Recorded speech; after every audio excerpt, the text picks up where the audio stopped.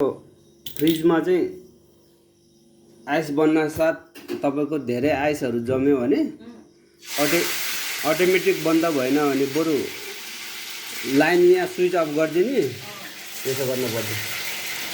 अनि चक्कु चाहिँ हान्नुहुन्न है। ल एउटा फ्रिज, नयाँ फ्रिज 5-6 महिना कम्प्रेसर उडेर बनाउनु पर्यो। सेकेन्ड ह्यान्डको कम्प्रेसर हालेर हैन। ल चक्कु हान्न नहुने यस्तो ठाउँमा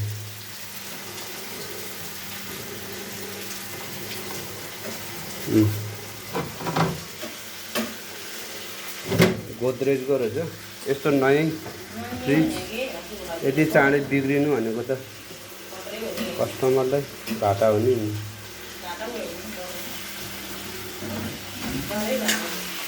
मस्तै घाटा भयो है। ल अब बन्यो है फ्रिज। पानी यसमा आइस फाल्दाखेरि यहीँ पानी जम्मा हुन्छ क्या।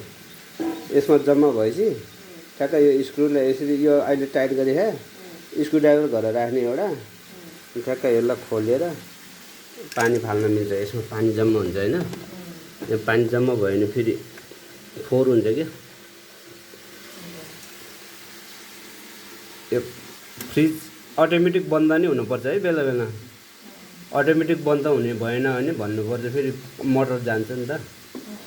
त्यसको माथि अटोमेटिक बन्द हुन्छ कि आफै हुनुपर्छ। कन्टिन्यू चल्यो भने, बढी चिसो भयो भने अटोमेटिक बन्द हुनुपर्छ है।